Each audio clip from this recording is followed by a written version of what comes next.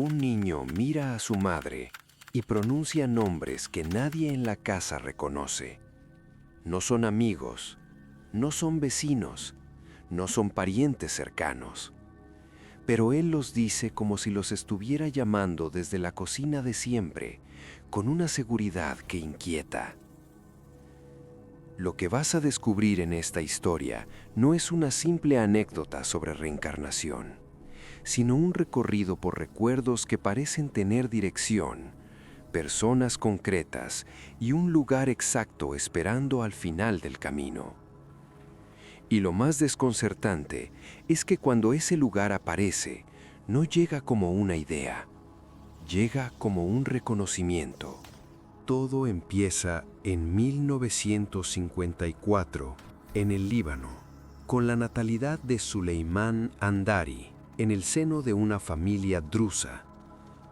En esa comunidad, la reencarnación no es una teoría exótica, sino una creencia arraigada que convive con lo cotidiano, como una puerta que puede abrirse sin avisar. Pero incluso en un entorno donde se aceptan historias así, lo que se cuenta de Suleimán resultaba extraño.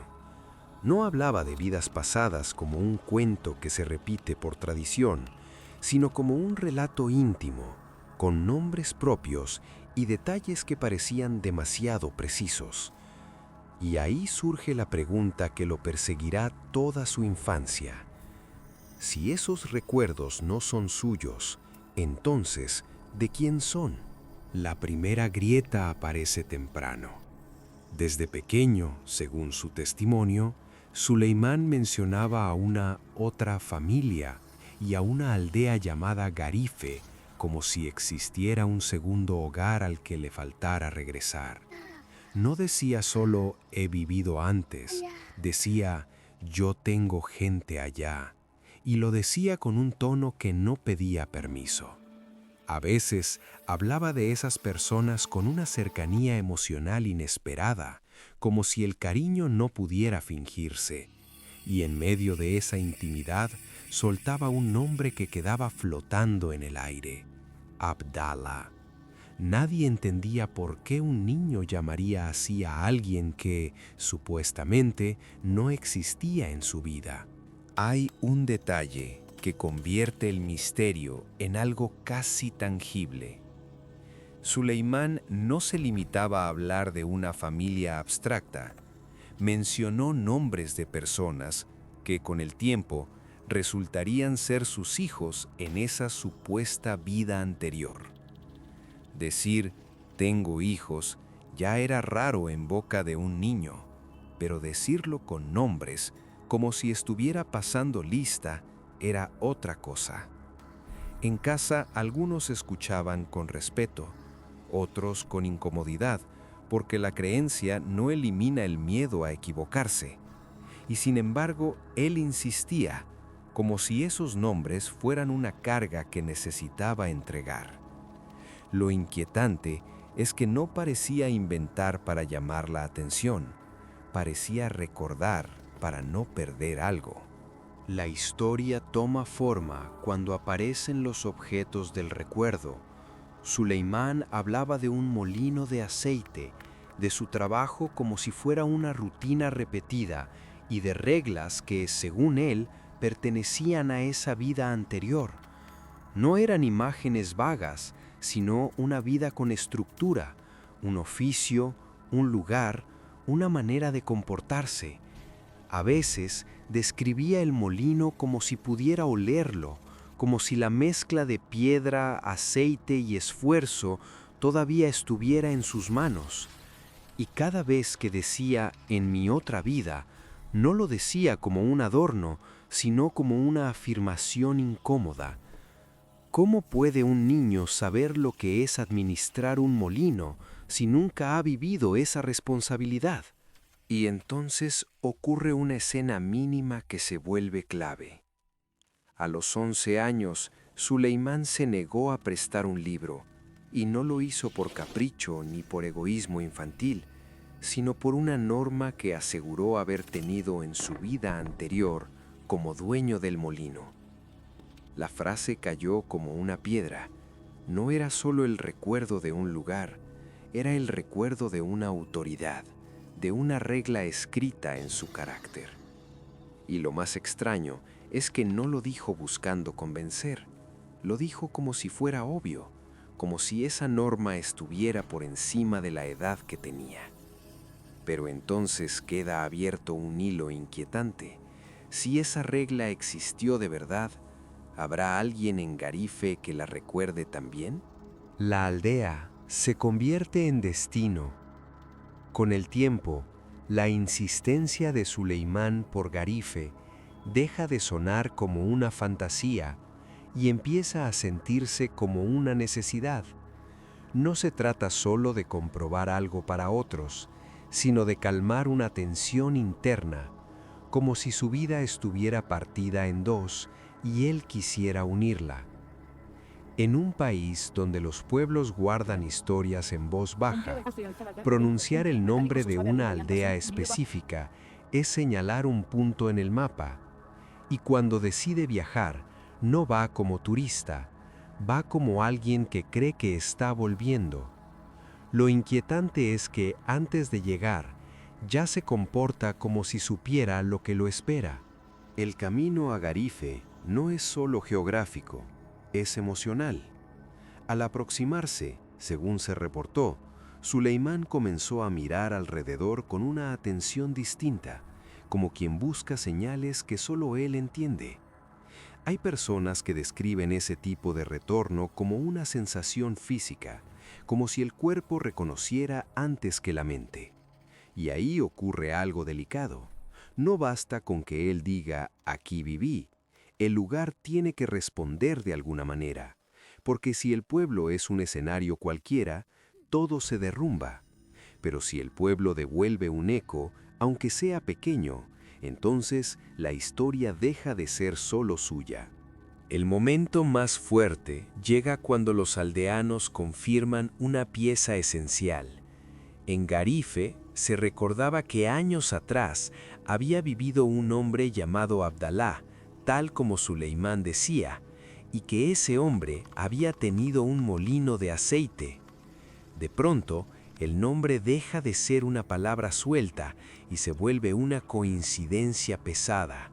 Según el relato, Suleimán reconoció el lugar y comportamientos atribuidos a ese hombre, como si estuviera reencontrando gestos antiguos en un entorno real.